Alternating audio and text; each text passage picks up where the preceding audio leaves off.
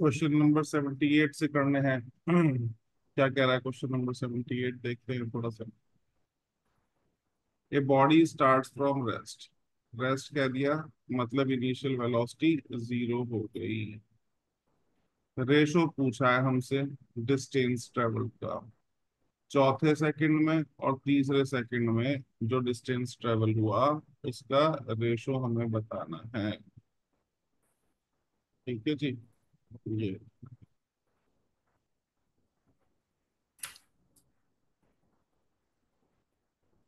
चलिए निकालते हैं। छोटी सी बात, एक तो बॉडी रेस्ट से स्टार्ट हो रही है। अच्छा जी, बॉडी रेस्ट से स्टार्ट हो रही है तो फिर हम क्या कर सकते हैं? गैलीलियो का लॉ ऑफ ऑड नंबर लगा सकते हैं। जी। करते हैं इसको। क्वेश्चन नंबर 78, यू जीरो होना चाहिए, ए कांस्टेंट होना चाहिए। अगर ऐसा है तो डिस्प्लेसमेंट का रेशो ऑड नंबर में आएगा। 1:3, 1:5, 1:7, 1:9, 11, इस तरह से चलेगा। ये पहले सेकंड में, ये दूसरे में, ये तीसरे में, ये चौथे में। हमसे रेशो पूछा है चौथे का और तीसरे का, फोर्थ सेकंड और ये थर्ड सेकंड। तो साफ दिखाई दे रहा है S4/S3, रेशो आ गया 7:5। कल की क्लास में बताया था ये। जी। आंसर आ गया हमारा 7:5, 7:5 ही आया है। तो first option is the right answer. बात समझ में आ गई? जी। चलिए आगे चलते हैं भाई। अगला क्वेश्चन बहुत अच्छा है, दिमाग लगाएंगे तो समझ में आएगा। देखिए क्वेश्चन नंबर 79, इसमें एयर रेजिस्टेंस कंसिडर करने के लिए कहा गया है। ठीक है, एयर रेजिस्टेंस की कहानी क्या है वो थोड़ी समझनी पड़ेगी।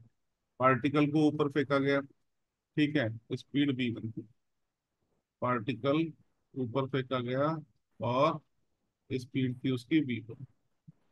ऊपर जाने में उसको समय लगा t1। अच्छा जी, फिर नीचे आ रहा है तो वेलोसिटी है v2 और समय लग रहा है उसको t2। और t2 ज्यादा है, खुद ही कह दिया इन्होंने t2 ज्यादा है, होता भी है t2 ज्यादा है, मैं बता दूं। जनरली ऐसा पढ़ाया जाता है बच्चों को एकेडमिक क्लासेस में, 9 से लेकर 11 तक, कि भैया जब दो ऑब्जेक्ट्स को ऊपर से गिराएंगे तो बराबर समय लगता है, नीचे आने में बराबर समय लगता है। लेकिन ये बात पूरी तरह सच नहीं है। इवन मूवीज में भी दिखाया जाता है अब तो, है ना। बहुत सारी मूवीज बॉलीवुड की ऐसी बनी हैं जिसमें हीरो जो है वो फिजिक्स का टीचर बनते हैं और फिर जो है डिमॉन्स्ट्रेट करके दिखाते हैं बच्चों को। एक वो मूवी आई थी अक्षय कुमार की, ब्रदर्स, उसमें अक्षय कुमार ने रोल प्ले किया है फिजिक्स के टीचर का। वो ऊपर से टेबल पे चढ़ जाते हैं और दो सामान गिरा के दिखाते हैं, दोनों सेम टाइम पे नीचे गिरते हैं, है ना। तो प्रूव करने की कोशिश कर रहे हैं कि आप ऊपर से सेम हाइट से दो ऑब्जेक्ट को गिराइए तो उन्हें नीचे आने में बराबर समय लगता है ना। लेकिन ऐसा है नहीं, है ना। आप अपने घर की छत पे जाइए और वहां से दो चीजें गिराइए, एक तो कोई बॉल गिरा दीजिए और एक पेपर गिरा दीजिए। तो पेपर देर में आएगा, बॉल जल्दी आएगी, जबकि पढ़ाया क्या जाता है कि दोनों सेम टाइम में आते हैं, है ना। वो कहानी क्या है, कब दोनों सेम टाइम में वापस आएंगे और कब डिफरेंट टाइम में आएंगे, इसके लिए रिस्पॉन्सिबल है एयर रेजिस्टेंस। जब एयर रेजिस्टेंस नहीं होगा, वैक्यूम में गिराएंगे तो टाइम बराबर लगेगा। लेकिन अगर एयर रेजिस्टेंस है तो टाइम बिल्कुल भी बराबर नहीं लगेगा।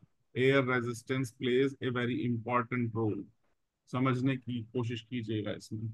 तो यहाँ पे इस क्वेश्चन में एयर रेजिस्टेंस की बात की गई है। ठीक है, ये लिखा है ना एयर, ये बड़ा इंपॉर्टेंट है। अगर ये एयर ना होता तो टाइम भी बराबर लगता और वेलोसिटी भी बराबर होती। मैं तो शॉर्ट में आपको बता देता हूँ और फिर डिटेल में आपको समझा भी देता हूँ। जब हम किसी चीज को ऊपर फेंकते हैं और अगर वहां पर एयर रेजिस्टेंस है, तो जाते हुए वेलोसिटी ज्यादा और वापस आते हुए कम होती है। जाते हुए समय कम लगता है, आते हुए समय ज्यादा लगता है। लेकिन एयर रेजिस्टेंस अगर नहीं है, वैक्यूम में बात हो रही है, तो जाते हुए जितनी वेलोसिटी रहेगी, वापस आते हुए भी उतनी ही वेलोसिटी रहेगी। जाते हुए जितना समय लगेगा, वापस आते हुए भी उतना ही समय लगेगा। ये ध्यान दीजिएगा मेरी बात पे, ठीक है ना। शॉर्ट में बता रहा हूं, अगर एक बार में समझ में नहीं आया तो फिर बोल देता हूं मैं। अगर एयर रेजिस्टेंस नहीं है, तब टाइम भी बराबर लगेगा और वेलोसिटी भी बराबर रहेगी। जितने टाइम में पार्टिकल ऊपर जाएगा, उतने टाइम में नीचे वापस आएगा। जितनी वेलोसिटी से जाएगा, उतनी वेलोसिटी से नीचे वापस आएगा। लेकिन अगर एयर रेजिस्टेंस है, तो जाते हुए कम समय लगेगा, आते हुए ज्यादा समय लगेगा, ठीक है। और वेलोसिटी की बात करें तो जाते हुए वेलोसिटी ज्यादा होगी, वापस आते हुए वेलोसिटी कम होगी। अब इसको समझने की कोशिश करते हैं। हालांकि याद कर सकते हैं वैसे ही, लेकिन समझ लीजिए, आगे तक काम आएगा। और फाइनली तो आपको याद ही करना है।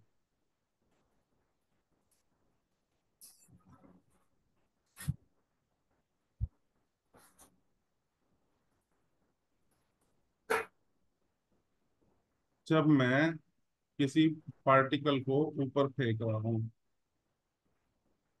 ऊपर भेजा मैंने ग्राउंड से, तो ऊपर जब जा रहा है तो वेलोसिटी v1 और टाइम t1। नीचे जब आ रहा है तो वेलोसिटी v2, टाइम t2। अभी तो आप याद ही कर लीजिए, भी समझ भी लेंगे इसको, है ना। v1 हमेशा बड़ा होगा v2 से, और t1 हमेशा छोटा होगा t2 से। जितनी जल्दी इसको याद कर लें उतना बढ़िया रहेगा। कब की बात हो रही है? जब एयर रेजिस्टेंस है। एयर रेजिस्टेंस मतलब हवा मोशन को रोक रही है, ठीक है। क्यों होगा, कैसे होगा, उसको कॉन्सेप्चुअली भी समझ सकते हैं, मैथमेटिकली भी समझ सकते हैं, कई तरीके हैं। आप इमेजिन करिए कि भाई एक बॉडी है, या आप साइकिल चला रहे हैं।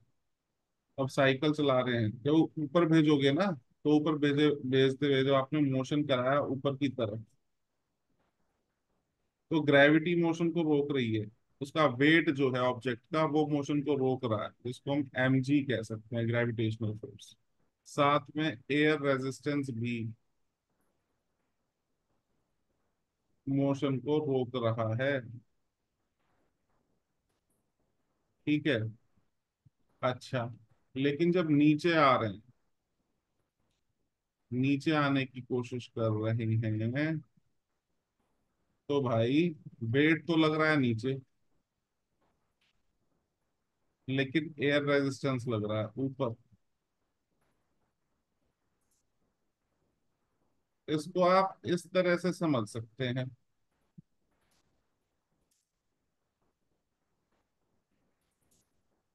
बीच में एक लाइन खींच देता हूँ ताकि समझने में प्रॉब्लम ना हो। भाई ये अपवर्ड मोशन की बात हो रही, ऊपर जाते हुए अपवर्ड मोशन।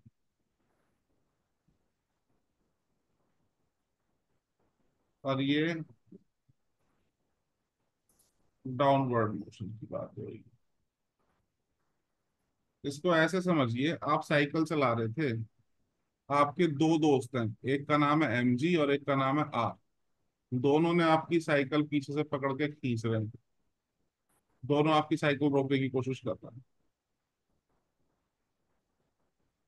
समझ रहे हो बात? अच्छा, दूसरी सिचुएशन में आप साइकिल चला रहे हैं, मोशन कर रहे हैं, तो आपका एक दोस्त तो आगे से साइकिल खींच रहा है और दूसरा दोस्त पीछे से साइकिल खींच रहा है। तो अब जरा समझने की कोशिश कीजिए, साइकिल कौन सी कंडीशन में जल्दी रुकेगी? पहली वाली कंडीशन में या दूसरी वाली कंडीशन में? अपवर्ड में, डाउनवर्ड में? बताओ। मतलब डाउनवर्ड में। भाई यहाँ दो लोग आपकी साइकिल रोकने में लगे हुए हैं। यहाँ एक सपोर्ट कर रहा है और एक रोक रहा है। कहाँ कहाँ कहाँ जल्दी रुकेगी? दो लोग रोकने की कोशिश करेंगे तब जल्दी रुकेगी, या एक इंसान रोकने की कोशिश करेगा तब जल्दी रुकेगी साइकिल? फिर जब दो दो लोग रोकने की कोशिश करेंगे जब रुकेगी, अपवर्ड हाँ, मोशन। अपवर्ड मोशन में mg भी आपका मोशन रोकने की टेंडेंसी रखता है, रेजिस्टेंस भी आपका मोशन रोकने की टेंडेंसी रखता है। दो दो फोर्सेस मिलके मोशन को रोकने की कोशिश कर रही हैं, तो जल्दी तो अपवर्ड में रुकेगी। जल्दी रुक गई तो जी। टाइम कम लगा। ये कॉन्सेप्चुअल लॉजिक है, समझ में आया? भाई जी। इसलिए मैंने कहा कि यहाँ अगर t1 समय तक मोशन हुआ और यहाँ t2 समय तक मोशन हुआ, तो t1 हमेशा कम होगा t2 से, इसलिए मैंने ऊपर ऐसा लिखा। अब लॉजिक समझ में आया आपको? जी। ये, तो ये हमेशा याद रखना। ये हुआ कौन सा? कॉन्सेप्चुअल। मैथमेटिकल भी समझ सकते हैं ऐसी चीज को आप, जरा समझने की कोशिश कीजिए। मैथमेटिकली समझा देता हूँ भैया। ये यहाँ पे एक्सीलरेशन निकालते हैं या रिटार्डेशन निकालते हैं, एक्सीलरेशन कहिए रिटार्डेशन कहिए, निकालते हैं। तो एक्सीलरेशन क्या हो जाएगा? नेट फोर्स अपॉन मास। टोटल फोर्स जो रोकने की कोशिश कर रही है वो कितनी है? एक फोर्स mg है, एक फोर्स एयर रेजिस्टेंस है। तो एक्सीलरेशन या रिटार्डेशन जो भी आएगा वो कितना आएगा? g plus are by M. ये आएगा नहीं आएगा? या आर बाय जी। एम है ना? ये आ गया जी आप। अच्छा, और इस वाले केस में एक रोक रहा है, एक आगे भगाने की कोशिश कर रहा है, तो यहाँ कितना हो जाएगा? Net force upon mass. और ये आएगा जी आपका mg माइनस, दोनों अपोजिट डायरेक्शन में इसलिए माइनस लिया मैंने, यानी कि g minus R by M. ठीक है, तो दोनों में अलग अलग एक्सीलरेशन आ गए। अब इससे मैं निकालता हूं,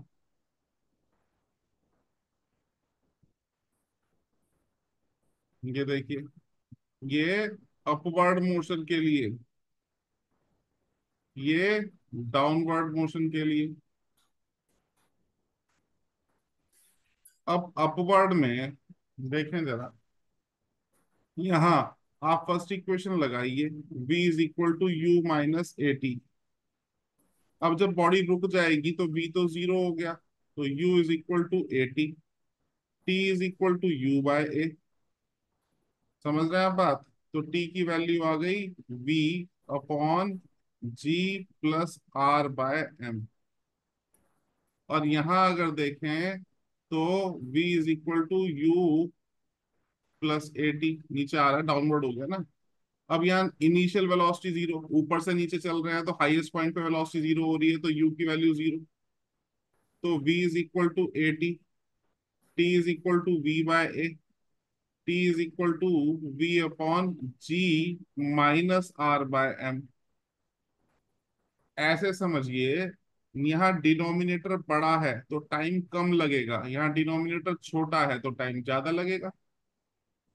अरे ऐसे समझ लो, इसकी वैल्यू मान लो जी की, कुछ भी मान लो तुम, टू मान लो, इसकी वन मान लो। तो जब कुछ जोड़ रहे हैं तो यहाँ क्या बनेगा? v upon two plus one, और यहाँ क्या बनेगा? v upon two minus one. बिल्कुल सिंपल सिंपल समझा रहा हूँ। v by three, v by one.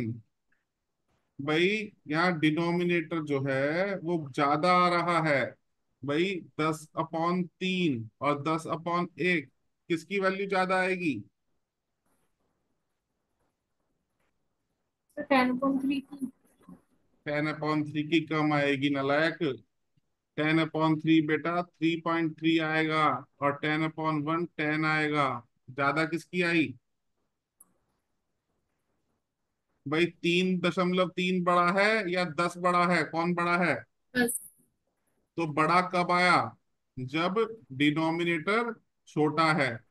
जब डिनोमिनेटर छोटा है तो नीचे की वैल्यू, अंश और हर कहते हैं हिंदी में, जब हर मतलब डिनोमिनेटर छोटा होता है तो वैल्यू बड़ी आती है। जब ये स्मॉल है तो वैल्यू लार्ज आती है। जब ये लार्ज होता है तो वैल्यू स्मॉल आती है। बात समझ में आ रही है? ये बेसिक चीजें जी। हैं। ये समझ आएगा तो कुछ कर पाओगे, वरना कुछ नहीं कर पाओगे। एक सेकंड जरा।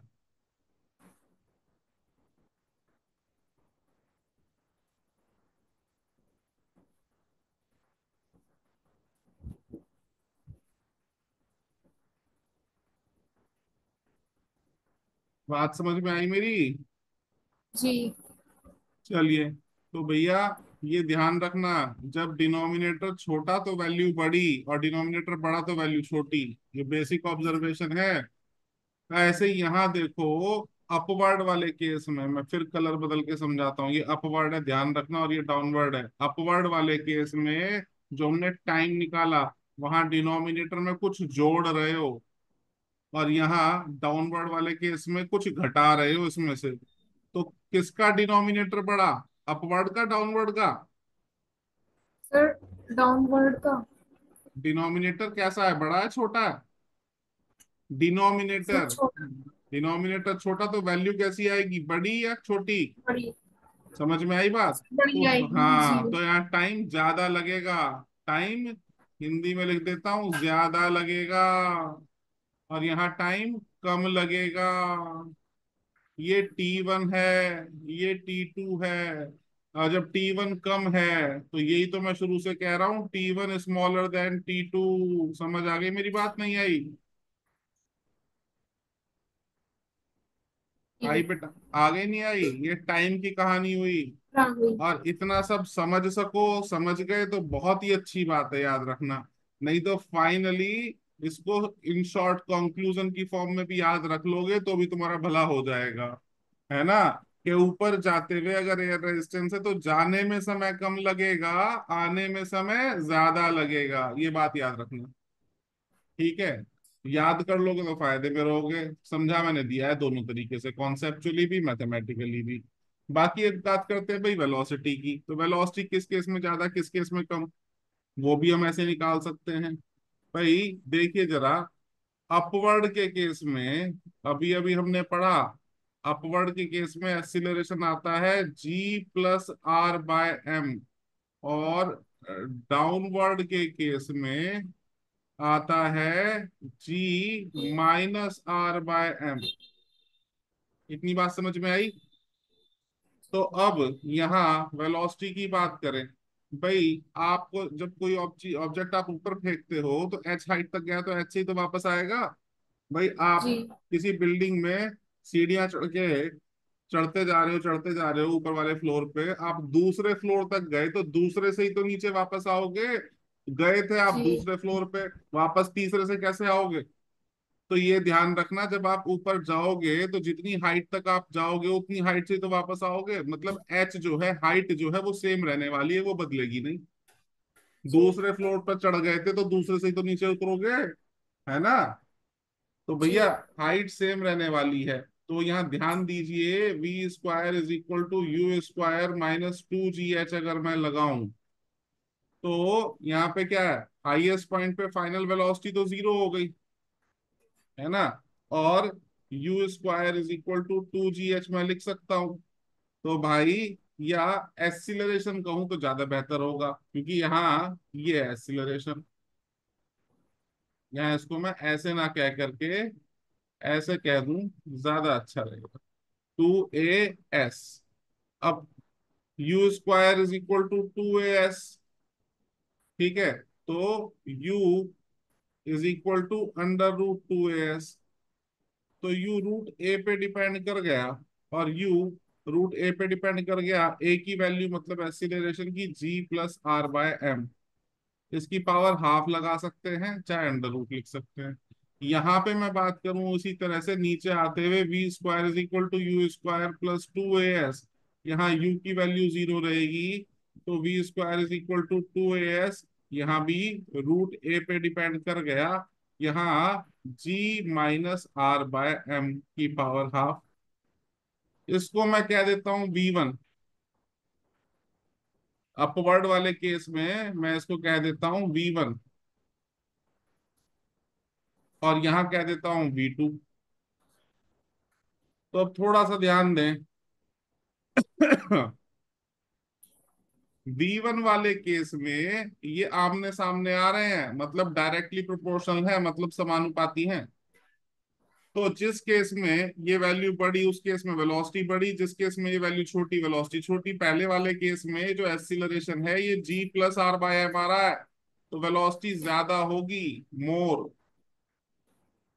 और यहाँ ये g minus R by M कुछ माइनस कर रहे हैं, तो ये छोटा तो वेलोसिटी भी छोटी होगी। कुछ माइनस कर रहे हैं इसलिए एक्सीलरेशन स्मॉल हो गया, और एक्सीलरेशन स्मॉल हो गया तो वेलोसिटी भी स्मॉल हो गई। तो यहां से दिखाई दे रहा है V1 बड़ा है, V2 छोटा है। छोटे।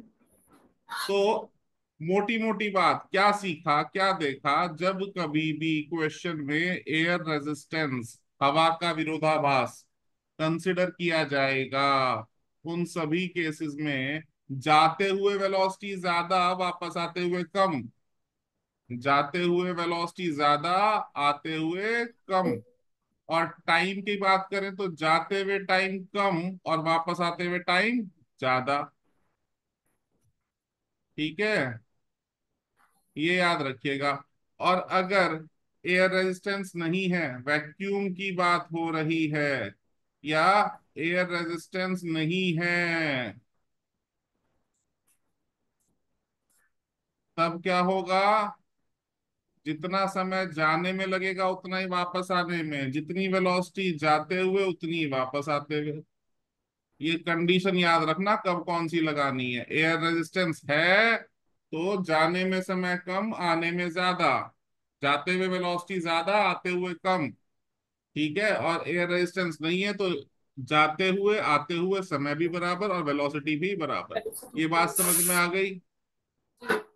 कंक्लूजन याद रखना, भूलना नहीं, कभी गड़बड़ नहीं होगी। अब आंसर पे आते हैं, क्वेश्चन चेक करते हैं, चलिए। तो ये क्या कह रहे हैं, जाते हुए V1 आते हुए V2, अभी तो बताया जाते हुए वेलोसिटी ज्यादा, आते हुए कम, आंसर हो गया 3। ठीक है, अगला क्वेश्चन भी इसी पे बेस्ड है। देखिए, क्वेश्चन नंबर 80। समझेंगे, समझ में आएगा। फिर वही क्वेश्चन है, ball is thrown vertically upward, एक बॉल को ऊपर की ओर फेंक दिया। एयर रेजिस्टेंस है यहाँ पे, हवा का विरोधाभास है यहाँ पे। ठीक है, अब हमें कंपेयर करना है। टाइम ऑफ एसेंट, एसेंट मतलब ऊपर जाने का समय, नहीं पता तो मैं अलग से बता देता हूँ,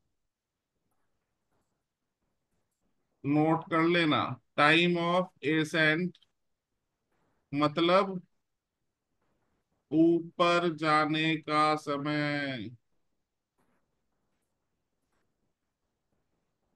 इसी तरह टाइम ऑफ डिसेंट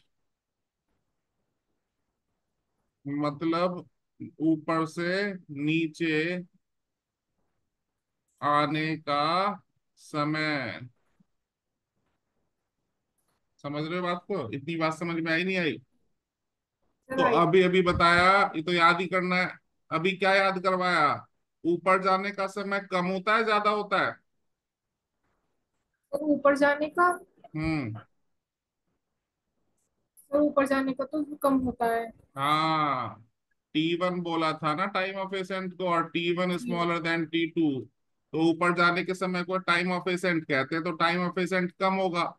अब कौन से ऑप्शन में टाइम ऑफ एसेंट कम दिखाई दे रहा है तुम्हें?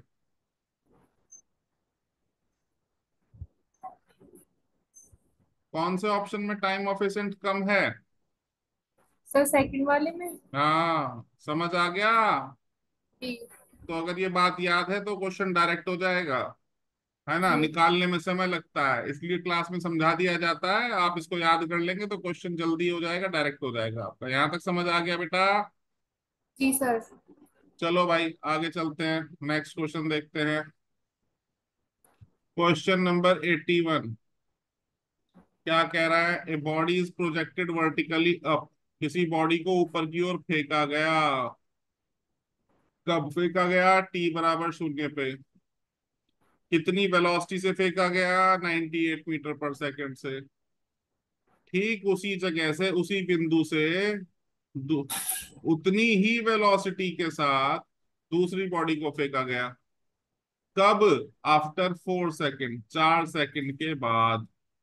पहले एक को ऊपर फेंका, फिर दूसरी को ऊपर फेंका, दूसरी को फेंका 4 सेकंड के बाद। तो अब वो दोनों मिलेंगी। ठीक है, तो कब मिलेंगी ये हमें बताना है। जरा समझते हैं, सॉल्व करते हैं क्वेश्चन को भाई।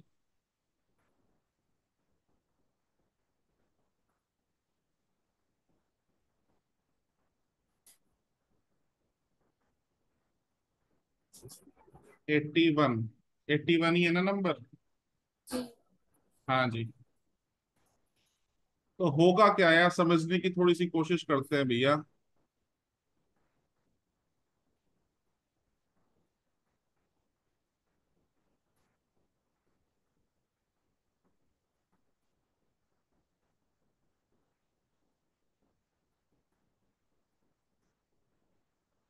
पहली बॉडी को फेंका, U = 98 मीटर पर सेकंड के साथ। अच्छा, यहां से हम ये पता कर सकते हैं कि बॉडी हाईएस्ट पॉइंट तक जाने में कितना समय लगाएगी। उसके लिए मैंने आपको फॉर्मूला बताया था, T = U/G। ऊपर जाने का समय U/G, नीचे आने का समय U/G, और जी। टोटल चाहिए तो 2U/G।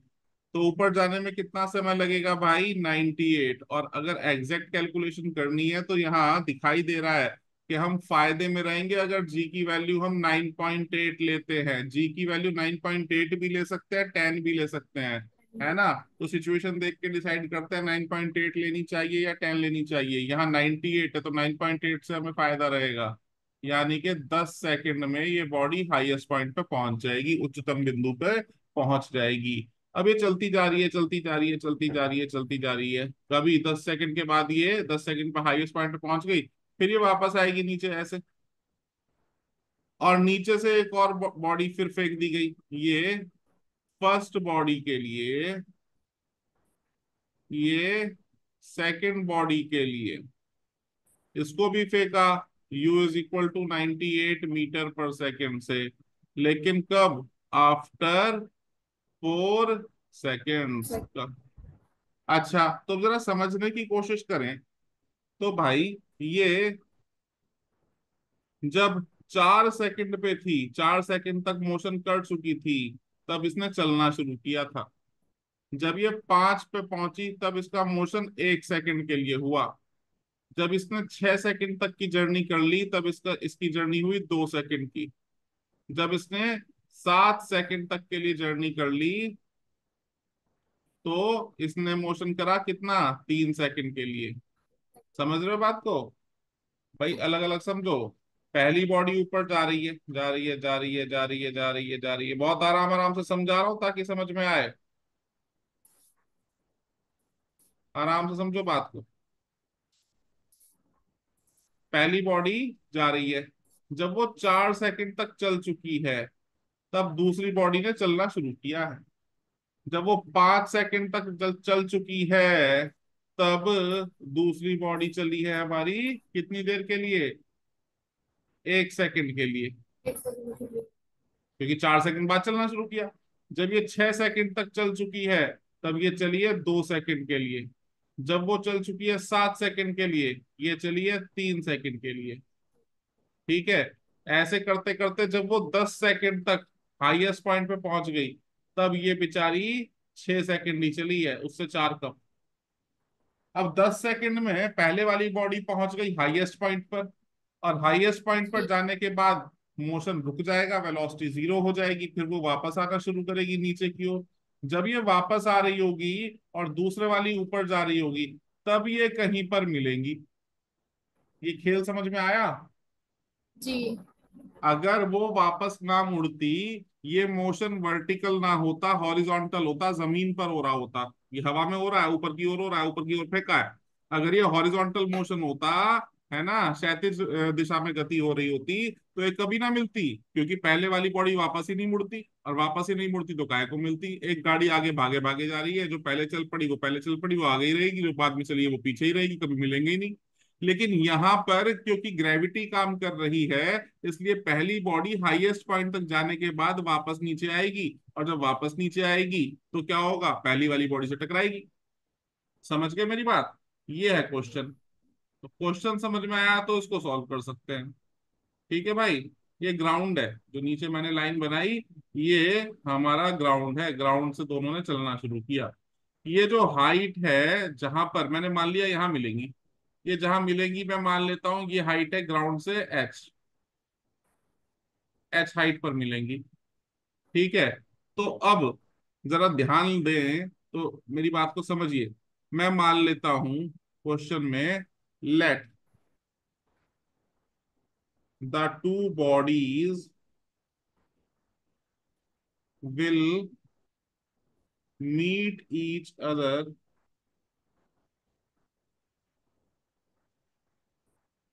After time T. दोनों बॉडी कितने समय के बाद मिलेंगी? टी समय के बाद मिलेंगी।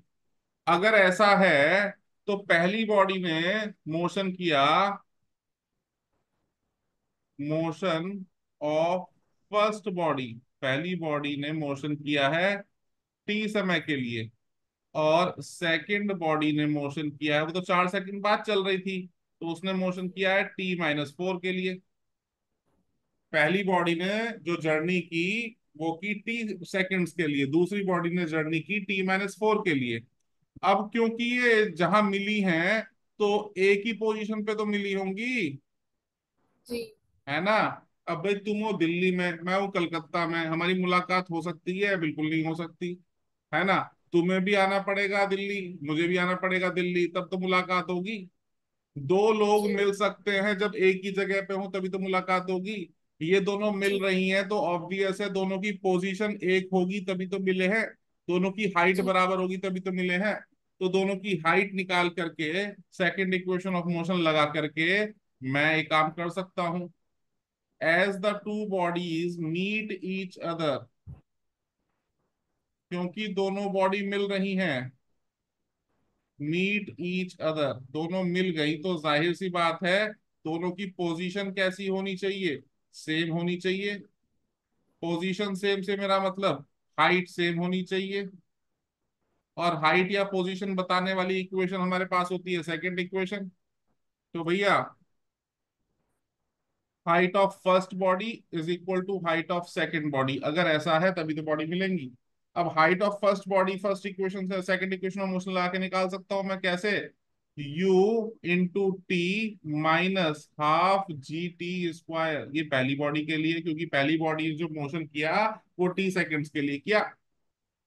और दूसरी बॉडी के लिए मैं लिख सकता हूँ u into T-4 is plus minus half g T-4 का स्क्वायर। है जी। ये जो मैंने लेफ्ट हैंड साइड पे लिखा है, ये लिखा है पहली बॉडी के लिए, क्योंकि पहली बॉडी को समय लग रहा है टी।